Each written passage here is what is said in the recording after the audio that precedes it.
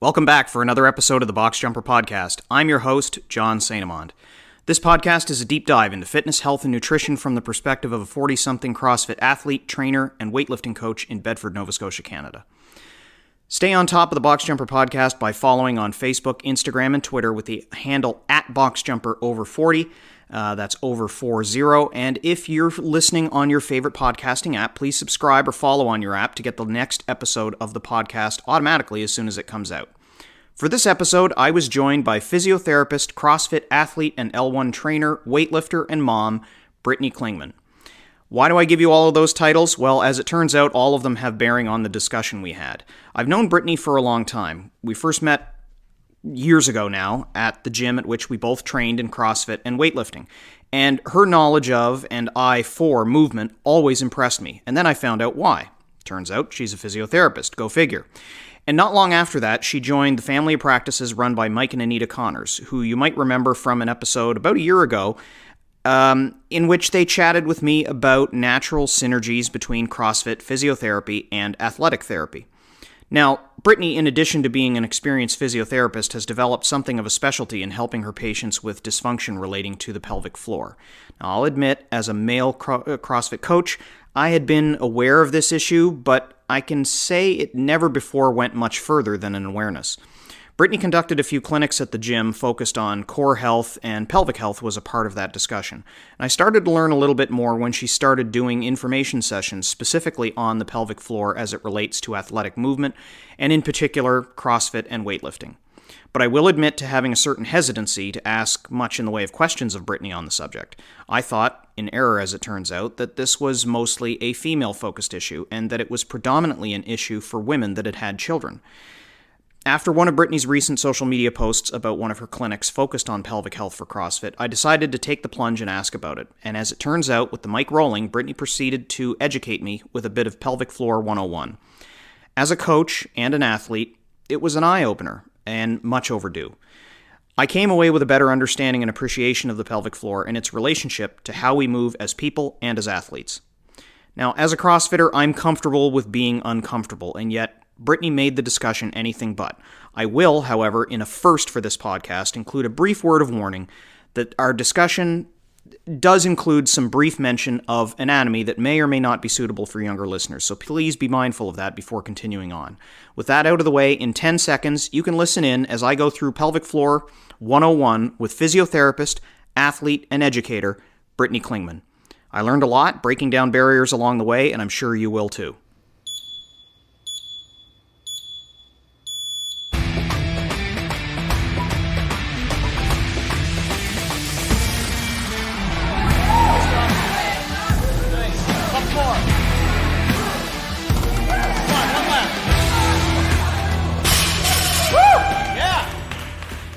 Brittany Klingmann, welcome to the Box Jumper Podcast.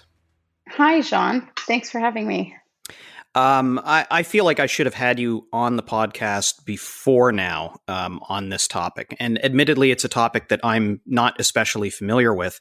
But, you know, as a coach in particular, and as a coach of masters athletes, for one thing, it's a topic that I've had an awareness of, but not much of an understanding of. So what can you tell me about the pelvic floor? First of all, what is it? Oh, fantastic. Thanks. I'm very grateful to be here, to be able to have an opportunity to help build awareness on this topic.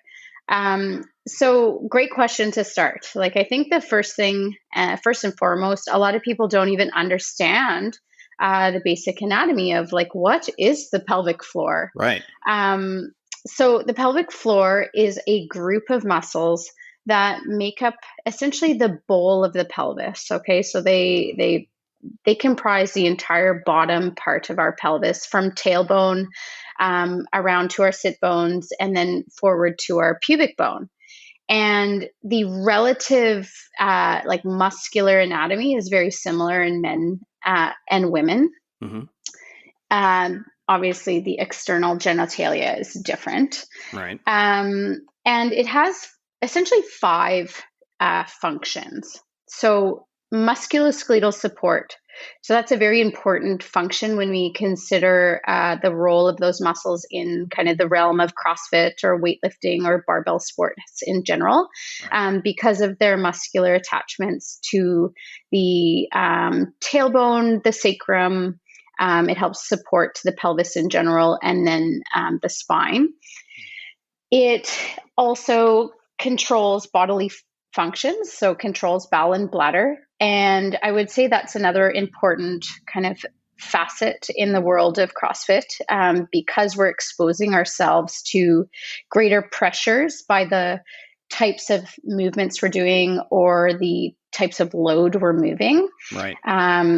Having adequate support as far as closure of the urethra or the anus is really important. It plays a very important role in sexual function, so being able to achieve, erection or orgasm. And also, essentially, you can think of it like a sump pump. So it helps with circulation and returning fluid back like into the lymphatic circulation that's within the pelvis. So that's kind of its role. And then I think a often misunderstood role of the pelvis is that, or the pelvic floor, is a lot of times people think that the muscles in and of themselves are work in unison, or like work independently of other things. But actually the pelvic floor muscles work as part of a team with this deeper system. I refer to it as like our deep canister. And those groups of muscles essentially make up our diaphragm, so our main breathing muscle that lives basically underneath the rib cage. The pelvic floor muscles make up the bottom. We have a very deep abdominal muscle called our transverse abdominis that essentially you can envision like our own personal back belt. It attaches from the pelvis up to the ribs and into the fascia at the front of the abdominal wall. And then we have deep spinal muscles called our multifidi. And that system is like, it's pretty cool actually. And often why people don't know a lot about it is that in a good functioning system, its role is essentially to support our spine and our pelvis. So stability kind of being the key priority. And it's anticipatory and reflexive. So it will come on before we need it, just as much as we need it to, without us needing to even be conscious about that. That's handy. Yeah, it's very cool. Except for what we're finding, especially in our kind of PT world, is there are a lot of things that can disrupt that system and kind of turn off our access to it in that way. And in those circumstances, we need to kind of reconnect with that system. Scenarios that you might find present themselves in the world of CrossFit that would maybe indicate that system's not functioning well is if we're thinking about pelvic health and CrossFit, the most common symptom would be like leaking, involuntary loss of urine with CrossFit skills, or it can also be incontinence of like gas, essentially. So leaking of gas or feces, which is even less talked about than leaking of urine. Also, so back pain can disrupt that system. Hip pain can disrupt that system. Pregnancy can disrupt that system. So kind of a lot of different scenarios that we might not link to kind of the whole world of pelvic health, essentially. Right. Yeah. It's funny because like when we're doing, particularly with weight bearing movements, especially under a heavier load, the analogy that we very often use when we're coaching is to say, you want a pressurized Coke can around your abdomen. And so you think about the pressure of the sides of the can, but rarely do we ever address the top and the bottom of the can. Right. And it sounds to me like this is sort of the automatic reflexive system that complements what we're consciously trying to brace with when we're bearing a load. And yeah, very good point. So in a good functioning deep canister, and like you've just said, Jean, about moving larger loads, the deep system in and of itself is not enough, right? Mm-hmm. So we do have to use breath manipulation. So if we take a big inhale and increase intra-abdominal pressure within that canister, it's like you said, pressurizing the can.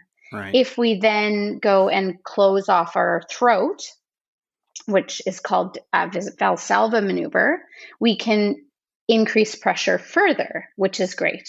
Mm-hmm. If we are doing all those things well and using a back belt, for example, or a weightlifting belt, we can then even increase that spinal stability and intra-abdominal pressure an additional like 10 or 15%. And that's all awesome if we are using the deep system well first. Mm-hmm. So a lot of times, if we are not, and what we're doing is pressurizing the system more, then that can be one of those root causes for symptoms like leaking urine at that sticking point of a squat, or with a deadlift or a sumo deadlift, for example, or receiving a heavy clean. With men, maybe it's not leaking that is the path of the least resistance, because we think of the external genitalia. Right. The P tube for the women is short. And so there's less distance for us to create compression around the urethra than for men.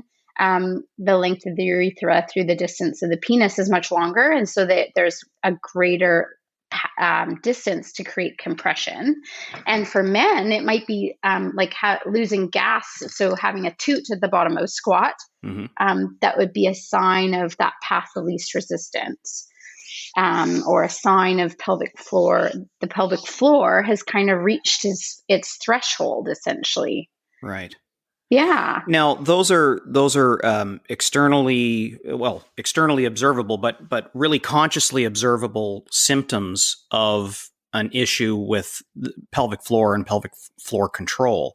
What are some of the symptoms that may go a little less noticed by an athlete that would give them a clue that there might be something else going on?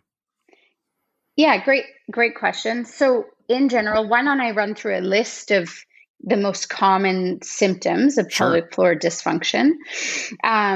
So leaking of urine, we discussed, even urgency. So, but potentially not leaking. So with some athletes, like they're doing long sets of unbroken double unders and they realize like, oh my goodness, like I have a sudden urge to pee. That can be a sign that your pelvic floor is kind of reaching its threshold or tolerance. Right. That constant like nagging deep hip pain that you feel like there's this constant like stiffness or tightness that you always want to try and roll out or stretch out that you can't quite get to. That can often be a sign that the pelvic floor is basically becoming a victim, because some of the deep muscles of the hip actually have fascial connections within the pelvic floor. There's also fascial connections within our hip flexor muscle, our psoas. So for some people that feel like they're constantly tight in their psoas, that can be an indicator. Tailbone pain as well can be an indicator. Any feeling of heaviness or pressure at the pelvic floor region, particularly moving heavy loads or some of your higher impact type activities like box jumps or double unders, would be a warning sign.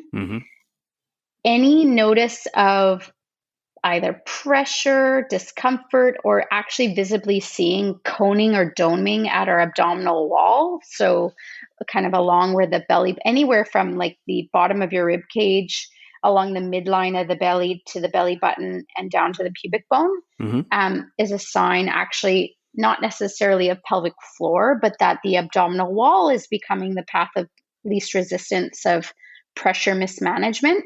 Right. I would say even subtle signs of athletes. The first thing that I have athletes do actually is just say, go away and watch your habits. Like just pay attention to what you do, because that's weird. A lot of times we just go to the gym, we look at the workout, there's a WOD on the board, and we just go, right? There's not a lot of conscious thought process to that. True. And breath holding through activity is actually another indicator that we're not accessing that deep system very well. And whether the pelvic floor becomes the victim or something else, that altered breath mechanics or poor breathing efficiency would be also a kind of one of those subtle cues of like, something's not quite right here. So how might their breathing differ if they're compensating for a weakness in the pelvic floor? Breath. I would say breath holding. So like strenuously holding their breath all the way through a movement. Right. Yeah. So our body, if we think of that, like you described it, Jean, that pressurizing the can. Yeah. Pressurizing the can increases spinal stiffness. For those of us that don't have that deep system, the muscular system online well for managing that pressure, then just simply increasing the air into the system and not allowing it to move is also a way of increasing spinal stiffness. It's just not very efficient. So if you look at, I'm sure you've noticed athletes in your classes that maybe they're doing wall balls or they're doing push-ups and they do a handful and then have to stop because they're short of breath. I've probably fallen victim to that myself, at least on wall balls in particular, just because I do find them a little bit difficult on the return. More challenging. That's right. Yeah. So even that is just, it's a subtle indicator that we are not creating that deep system stiffness like we need in an efficient way. Right. So it's maybe getting the job done where you're not having any objective signs of musculoskeletal pain or pelvic floor troubles.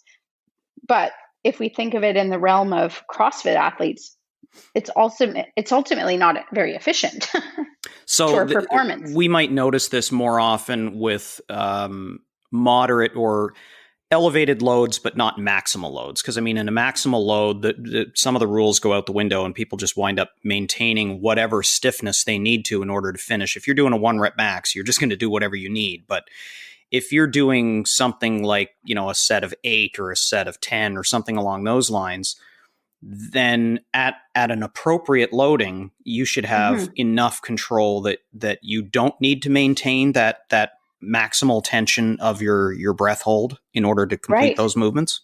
That's right. Yeah. So this is a great introduction into a concept actually that I'd love to expand on if you'd entertain me. Yeah. So I like to think of that. So if we think of that deep canister again and spinal stiffness, and then concept of like load progression in the world of, say, CrossFit. In loads that would be, say, 60 to 70% or less of your 1-rep max, you should be able to breathe freely through the movement and create enough deep stability through that deep system. Right. Now for some, depending on in an elite athlete, what I would say is that it should not matter when you're breathing during through the movement, as long as you're just finding a rhythm that works for you. Right. Sometimes, depending on the person and their ability and efficiency to access that deep system, we might use a little trick of saying, why don't you exhale on the hard part of the movement? Mm-hmm. The management of pressure through that deep system, if we think of the role of the pelvic floor and the diaphragm and those deep belly muscles, if I inhale, what actually happens at my diaphragm is it pulls down and flattens out, which decreases the space, relative space between my rib cage and my pelvic floor. So I'm increasing pressure by inhaling. Mm-hmm. I'm increasing intra-abdominal pressure. If we think that deep system's main priority is pressure management, in a good functioning system, my pelvic floor muscles actually eccentrically lengthen, which mean they kind of soften a little bit to accommodate to that pressure to maintain a relative balance of pressure. Does that make sense? Yeah. So then if I exhale, what is happening is my diaphragm is recoiling back up under my ribs. So it's reducing intra-abdominal pressure. And it's a great time for my pelvic floor muscles to come on. Right. So it's a little trick to help people use that deep system efficiently. If I exhale on the hard part of the movement, I am helping my body naturally be able to use my pelvic floor and call on my deep abdominals. Right. Rather than holding the pelvic floor at bay with too much pressure. That's right. Yeah. So we work within this kind of rhythm of a core breath. That's kind of what how I describe it. So the grunts and groans coming out of the bottom of a squat serve a purpose. Yeah, especially at heavier loads. Right. So when we think of, so we've talked about that, like less than say 70% of a 1RM, mm-hmm. and that'll vary a little bit depending on people's like exposure to fitness and experience with the sport. Right. When we get up around that 70% or so, we actually do need more pressure in the system to create enough stiffness to be stable. Mm-hmm. So that's where that use of the Valsalva comes in. So actually in filling up with air, like you said, pressurize the system, close off the throat. So we create that pressurized system. If we're needing to use a Valsalva, we are thinking that we're moving loads around 70, 80%. So you're thinking that you're working with sets of like 3 reps or less kind of scenario, right? Mm-hmm. Right. So you do have the opportunity to pressurize the system, call on the pelvic floor from the bottom up, use that transient breath hold, get through the movement. For some, I still might say that may need additional help. If you're at your sticking point, start leaking air or start making noise, right? Start grunting, groaning, growling. Using those vocalizations help us call on our pelvic floor, which is helping us create that spinal stiffness that we need. Now, from that point on, we may need an extra little helping hand or performance boost for that last 10%. Say we're working with our 90%, 95% of our 1RM attempts. Those types of athletes might then choose to be using a weightlifting belt as a performance aid. And this part I find very important and kind of a little passion spiel for myself is that the weightlifting belts are great if you're using them for the right purpose. Right. It's just, I find that it's that differentiation that they are meant to be used as a performance aid, not a brace. Yeah, I find myself discouraging their use more often than encouraging their use. Mm-hmm. And just, getting athletes to recognize that, they need to practice the movement, practice their core bracing before they even entertain the idea of using a brace, because there's always a risk that they'll become far too dependent on their ability to press their abdominals into that piece of resistance. It's just there to give them that additional bit of support. So I keep trying to tell athletes to hold off on introducing that to their workout regimen at all. Mm-hmm. And, if you're bringing the athlete along gradually and they're developing the skills and the strength and an understanding of how to engage the appropriate muscles under load, then they won't wind up finding that they need that additional support until they start approaching those maximal loads, which they shouldn't entertain until they've got enough experience anyway. Exactly. No, that's brilliant. I think that's what I, aspire for all coaches to advocate for. Mm-hmm. If it's exactly that deep canister is meant to do that first 90% if we use it well. And in my training personally, I've been dabbling and toying with this idea as I approach 85%. It's like, can I get my deep system to be more efficient? Can it get me that little bit farther before I really need to go to the belt, right? And that should be the goal. Well, it's another muscular system that needs training. So the longer you can hold off on use, because the belt in a roundabout way is taking some of the dependency on the musculature away from managing itself, because it now has this external device to press against in order to maintain that pressure. If it isn't there, then it's forced to do the work itself. And that might mean that you can't go to the same percentages, or maybe you can gradually build to those same percentages even without the assistance of a belt. And I would argue that point just from the theory of it. Mm-hmm. What I would watch, Jean, and this is what I observe in the gym, is that I find oftentimes when people put the belt on, their strategy for bracing changes. And potentially that is the difference for people.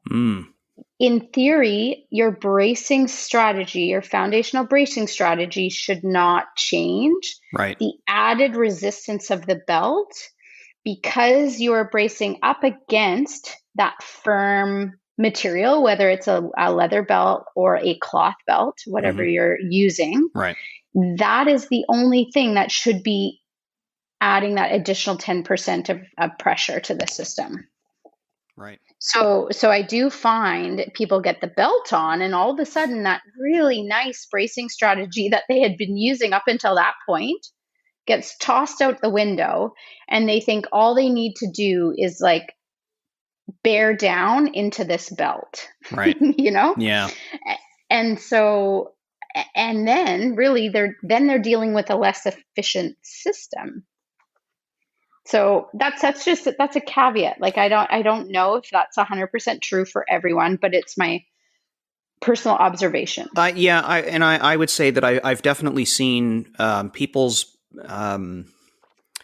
their posture changes ever so slightly sometimes with the belt. Not in every case, but you can certainly see that they're approaching the movement just slightly differently. You know, if it really was just there as an aid, then you would think that their movement would stay exactly the same and they would just have a better ability to brace. But if you do see a change in how they're standing, how they're breathing, then it could mean that the brace is doing something differently than they would be doing without the brace.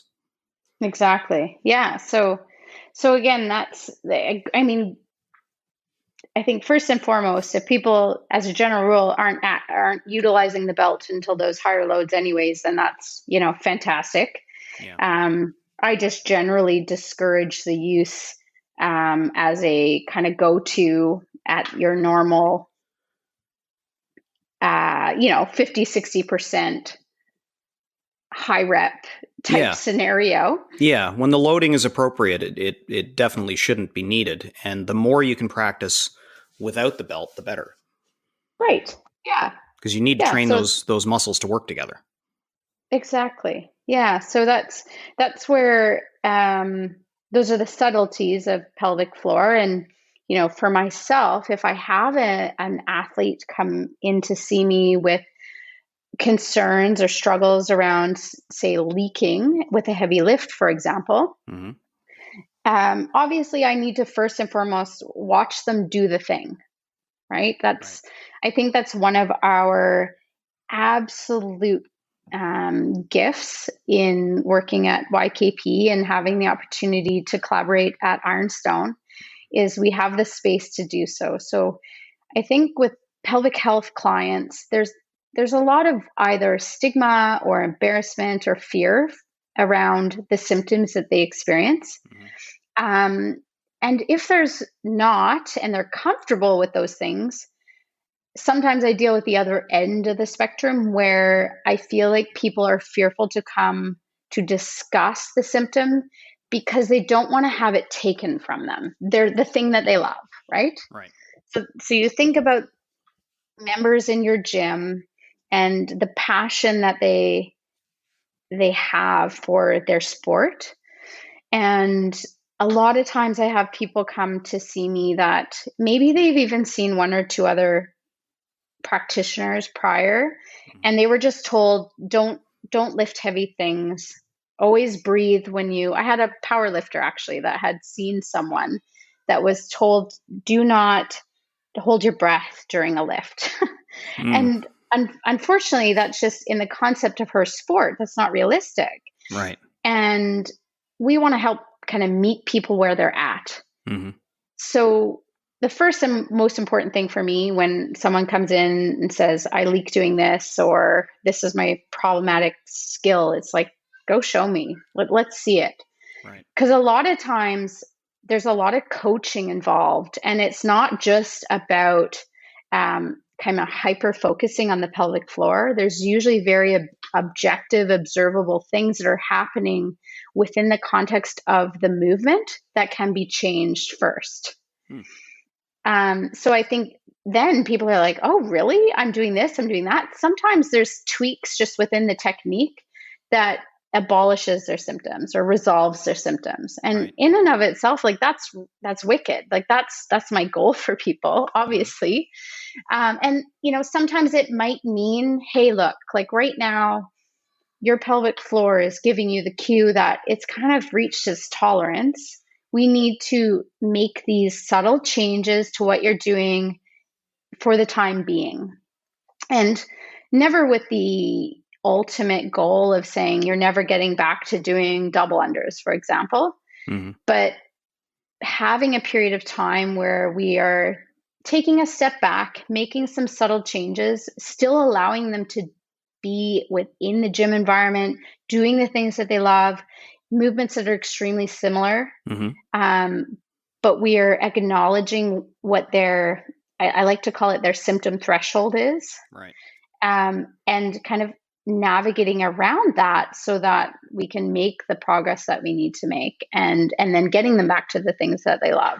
I'm keeping that conversation very general because it can vary depending on what's happening. Right. But I think in the context of CrossFit athletes in particular, it's a very important conversation to have because a lot of times they avoid seeking help because they don't want that thing. They don't want to be told to stop doing that thing. Right. Yeah. Yeah. And a lot of times, I'd have to say off the top of my head in the last couple months, there have been a handful of athletes that we've literally made very subtle changes to what they were doing. Mm-hmm.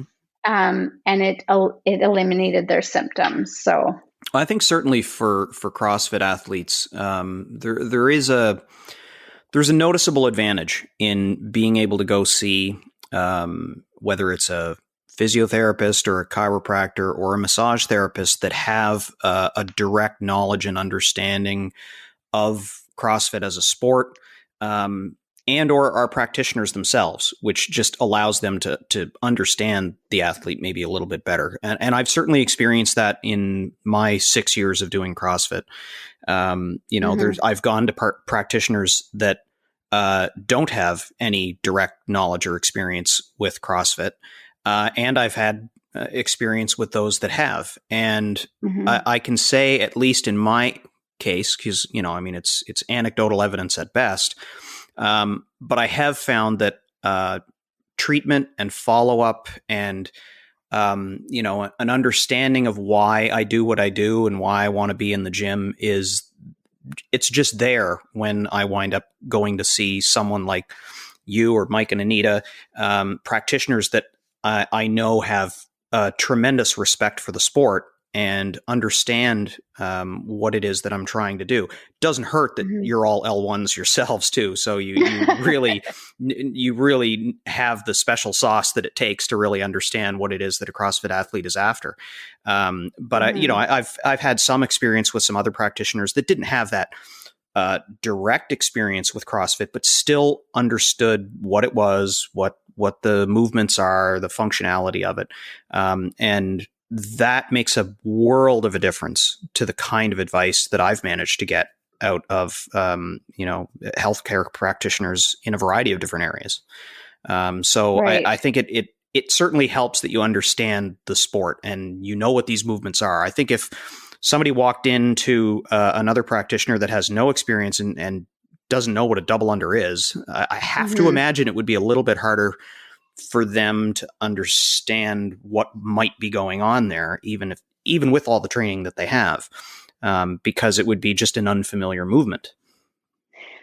Yeah, I agree. Like I think that they're, in the context of physiotherapy in particular, like I'll speak to our profession. Hmm. In theory, we are meant to be movement experts. We could probably break down the biomechanics of a movement if we understood what was happening at a skill. Hmm. But I would argue, I would agree with your point, Jean, is sometimes there is that difference in doing, right? So Yeah. I'll use myself as an example, actually. Um, I, every day that I work with my clients, and in particular, one of my passion areas is pregnancy and postpartum. So really helping that postpartum female that had just given birth navigate those steps on returning back to exercise safely. Hmm. And every day I'll have the conversation of, this is your deep canister and this is how we find it. And depending on where they're at, I always say, like, we want to think of that system like a dial. So depending on what you're trying to do, we can call it on less, we can call it on more. Just the idea that abdominal loading we should be able to access on a spectrum versus a light switch, right? So if Right. we think Yeah. of, you can probably like think of a handful of athletes at your gym that you definitely know use a light switch approach to their bracing. Like, regardless of what the thing is that they're doing or how much load they are moving, their approach to, tensioning their abdominal canister is the same. Yep. And so I have this conversation, and then I go into the gym myself and I'm training, and I'll have my coach, Isaac Smith, um, you know, say, hey, like, we don't have to be like dialing up that to 100 every time. Right. And so I myself am working through that process of trying to put it into practice every single day. I might have 75 kilos on the bar for a front squat and realize, oh wow, like I'm bracing a 9 out of 10 right now. Like, do I really need a 9 out of 10 for 75 kilos? Mm. The next set I might tinker with the idea of, it's like that Goldilocks principle, right? Like, not too much, not too little, like you need just right. And that's a kind of a daily practice for me. So I think there's the value of practicing what you're trying to teach, because despite the fact that I know I advocate for the dial, I myself am struggling with that, right? Yeah. Yeah. We're all guilty of maybe not following our own advice at times. Yeah. And you're right. I mean, that level of experimentation is an important part of that learning process, feeling through what works, what doesn't. I mean, consciously being aware that it doesn't need to be turned up to 100 every time only goes so far until you actually put it into practice and you actually get to experiment with it a little bit and find out just what those thresholds are that still allows your form to stay completely 100% intact. Hmm. Doesn't make you lightheaded and, you're able to get through the workout without putting the barbell down and suddenly being massively out of breath because you've been holding your breath for 10 reps. That experimentation is a huge part of the athlete's learning process. And so the That's more right. the more they can do that, the better. And coaches play a role in that too, because we have to be the one to let them know that, because not everybody has the bravery to experiment on their own. They need to Hmm. feel like they should have permission to do that experimentation. We might tell them to do the breath hold in order to get them through the first few workouts so that they understand the role of breathing and bracing. But then we have to Hmm. coach them on the experimentation process as well. And that's something that we at the front of the room wind up having to make sure that we're doing. Otherwise, they might not think to try that on their own. Right. Yeah. It's a it's a fun concept to play with, right? And that's where the joy of sport comes in, is when you are constantly like tinkering with it and yeah, toying with that. Like, really, like, what does my body need of me right now? And if the coaches can cue that, then good on them. That's amazing. Yeah, especially since we know that, we're not all built exactly the same way. So, we, as coaches, we try to provide the best kind of general middle of the road, down the line advice right from the very beginning. And then we work with the athletes one-on-one to tailor it to how they move, their particular issues, whether they have a limitation, whether they have a particular strength, whether there's something that they can learn to do better. These are all the things that we have to try to impart on the athletes, and the athletes have to feel comfortable with a little bit of experimentation on their own as well. Yeah, that's right. That's brilliant. I mean, I think that's ultimately, I kind of love where this conversation today has taken us, Jean, in that really we're talking about the quality of athletic performance, and that is in essence the role of the pelvic floor. Yeah. So we talk of the pelvic floor and of this group of muscles at the base of the pelvis, but really it functions as part of an integrated system. And without that system functioning well, it's going to ultimately impact our athletic performance. Yeah, and the athlete has a lot of different dials that they have to play with at the same time. So, over time, they'll get better and better at controlling those dials relative to one another. It just takes a little bit of time and a little bit of experimentation and a little bit of awareness of what systems are at play and when. Yeah, exactly. And I think, having knowledgeable coaches such as yourself that are open and willing to have conversation around perhaps symptoms or behaviors that would indicate that the pelvic floor might be a piece of someone's puzzle. One thing that we didn't discuss kind of at the beginning, Jean, about symptoms when we think of them, behaviors that I objectively see on a very regular basis in the context of a CrossFit class would be the just in case pee, right? So the main WOD is coming up, they're skipping in the WOD. You probably have to program or plan to give 5 minutes before starting that, because half of the room will likely leave in needing to go to the washroom. Yeah, it's definitely good to have quite a number of washrooms on hand for any given class, because if there is something like that comes up, it's best that there isn't a line. Yeah, and I think it's just I think it's about, sure, like in the context of a class or a business, you want to be able to accommodate to that, but also being able to have coaches that are comfortable with addressing the conversation that you notice that this is a behavior, and just even like blanket saying, like, if anyone struggles with these types of symptoms, there's something you can do about it. Because I think a big thing that pains me as a pelvic health practitioner is that the stories that are cultural norms relay to people as being normal, right? So if we think of some of these stories that people probably think of normal as, well, I'm older, so this is a normal byproduct of aging, or I've had children, and so this is a normal byproduct of pregnancy and childbirth.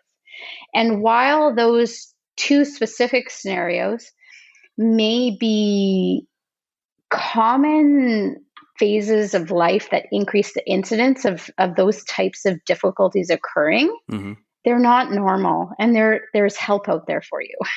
Yeah, it can be overcome like anything. There are solutions that are available, and some of it just requires a little know-how and training and some help from a professional as well. Yeah, so that's why I think it's so great you've asked me to come on here. My big passion is just at least spreading awareness for individuals. The number of people I've worked with that the first thing they tell me is, oh my gosh, I just didn't know this was a thing. I wish I knew this was a thing.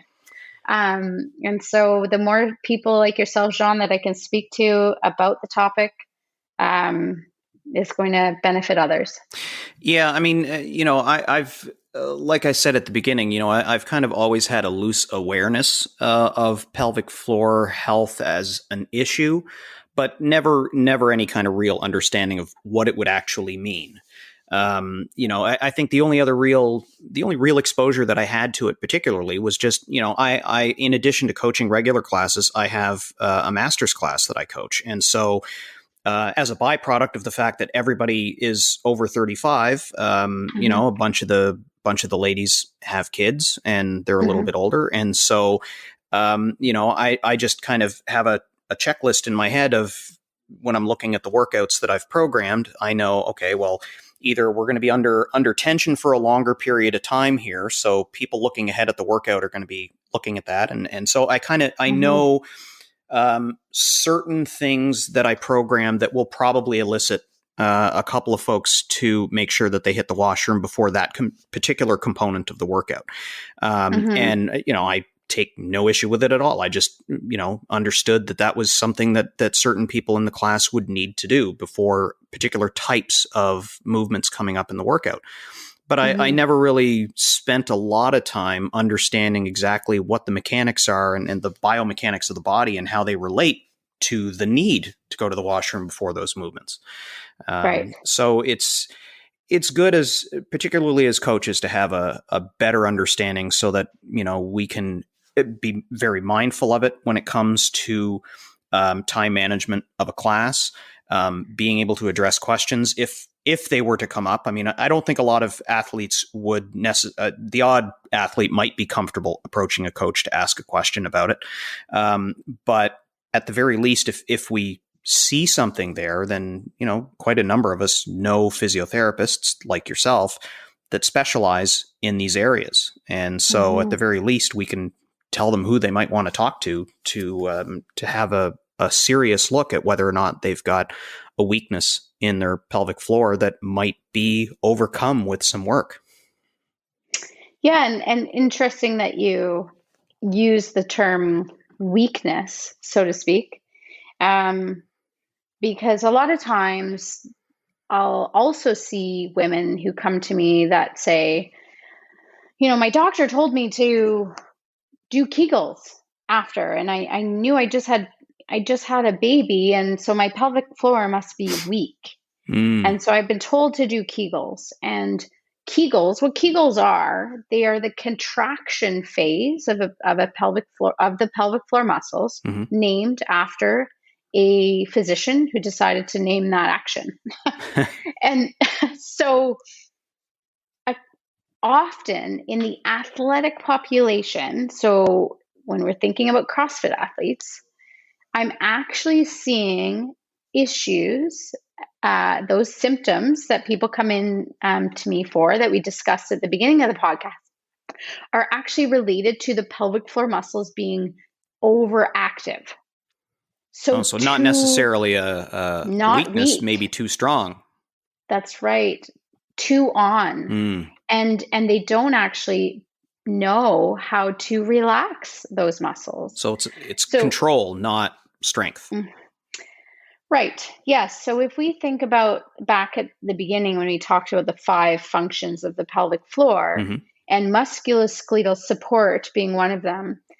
Now, depending on the skill, the pelvic floor muscles might need to respond. The pelvic floor is made up of fast twitch muscles and slow twitch muscles, fibers. And so we might need, it might be a coordination thing. So if you think of double unders and that roll of the deep canister, and every impact, those pelvic floor muscles need to respond to that impact by like absorbing that force, that ground reaction force, right, and softening a little bit. And then when we're jumping off the ground again, calling them on. And that's not something that we can naturally, reflexively make ourselves do. It's sure in a rehab model, I will retrain that pattern by a number of different strategies. But the pelvic floor muscles need to be able to either be very highly coordinated for that type of skill, or they might need to be able to come on at a high contraction force, like doing a 1RM squat or a 1RM clean attempt, for example. And so they just might not be being called on enough. They might not be actually reflexively lengthening enough. So I had an athlete recently that ground to overhead movement was her provocative activity. And it wasn't actually pushing the weight up over her head. It The was dip the prior? receiving it was actually the receiving the bar, the Okay. re-racking. Yep. So if we think about that action, the pelvic floor needs to be able to lengthen, to soften that impact force. Right. And this particular individual happened to be very, very overactive. So the muscles were on when they needed to absorb that force. They didn't know how to let go to absorb that force. And so, unfortunately, the path of least resistance was the leaking, the bladder. Yeah. So just to go back to that topic is a lot of women also function under the belief, and I shouldn't be gender specific here to women. This can be to transgendered or anyone with a uterus that may not identify as a woman, but with a urethra that's short, that they can function under the notion that the pelvic floor is weak when actually it may be overactive, and we need to learn to use the range of motion of the pelvic floor. Right. And when it's easy for us to think about that when we injure any other muscle in the body, right? We think about like, oh, they injured their ACL, and to nearly everyone, it makes sense that when the knee is big and swollen, the first thing you start with is just like gently moving it, right? Yeah. Bending and straightening and allowing that joint to move through range. And the pelvic floor muscles are the same. They need to be able to move through range. It's just we don't know how to do that a lot of times. Right. Yeah. So again, another one for you. Yeah. I mean, it's an endlessly fascinating topic because it's so difficult to kind of put your finger on exactly what an athlete's experience might be with it. I mean, it's entirely different. Like you said, like when we sprain a wrist or twist an ankle, I mean, we have this body part that is readily visible that we can point to and say, I hurt this, or I know this needs to be rehabbed. Right. When the musculature is internal, it's definitely a little bit harder, particularly when it manifests itself in different ways in every single athlete, based on their experience. I mean, when you start talking about hip pain being something that's related to the pelvic floor, there's lots of athletes that experience hip pain. How do they discern what it's related to? So, I mean, that's when they need the help of physiotherapists that have this experience, because they're not going to get. The likelihood is anyway that the average CrossFit coach isn't going to be able to make those connections. That's where your expertise absolutely comes in. Well, I think you need to give yourself more credit too, in the sense that if my real passion here is just building awareness, right? So if coaches have the understanding or awareness of what things can go wrong, essentially, or what are indicators that system is not keeping up as it should, right? Then, and breaking the stigma around conversation too, right? Like, especially in the realm of pelvic health, it is a very easy topic to just notice, but not comment on. Yeah, true. And so I think if coaches are comfortable with, I think what you'd oddly find is often if it's a topic that people are willing to talk about, or at least certainly willing to receive information of where they could get more information on the topic, right? About. So breaking that stigma first and foremost, because more times than not, I know coaches are well aware of certain behaviors that occur around certain workouts, but that didn't have any idea that there was something that could be done about it. True.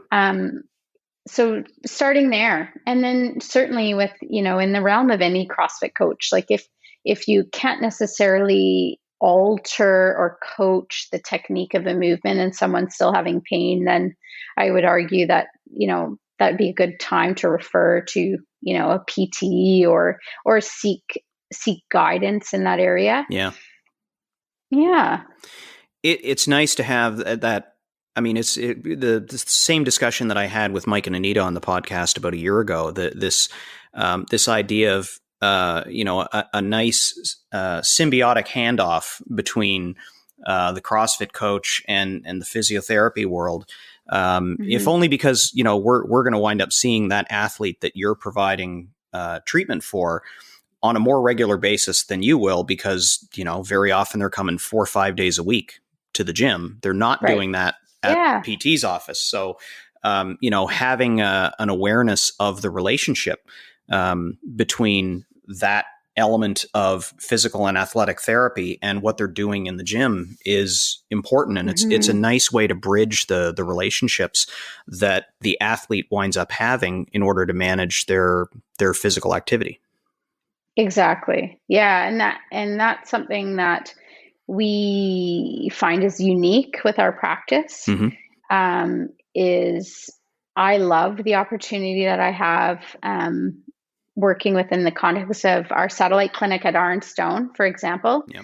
Anytime that we have an Ironstone member come as a result of an injury, whether it's pelvic health or any musculoskeletal injury, we have an opportunity, obviously with the client's consent, to collaborate with the coaches. And it's just this really nice bridge in that we might communicate with them.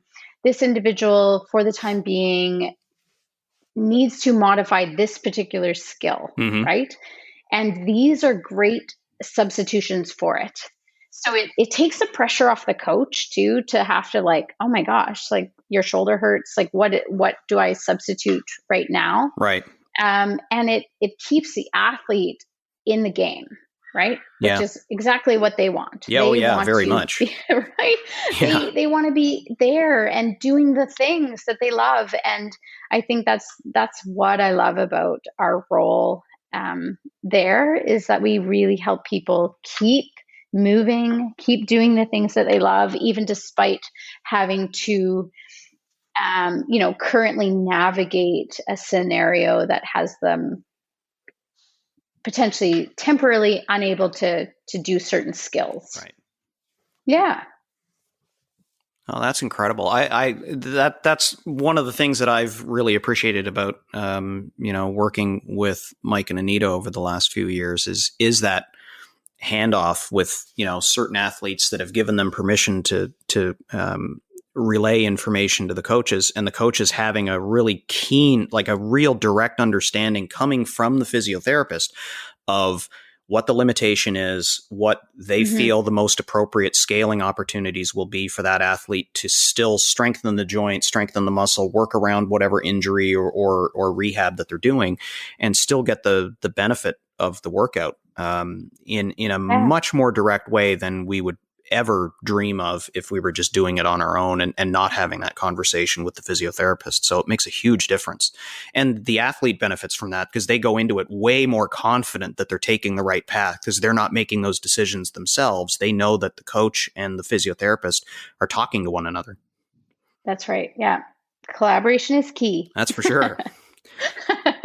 Well, Brittany, I can't thank you enough for joining me on the podcast. This was a topic that was kind of long overdue, I think, for all the same reasons that you cited, that not everybody is super comfortable addressing the topic in the first place.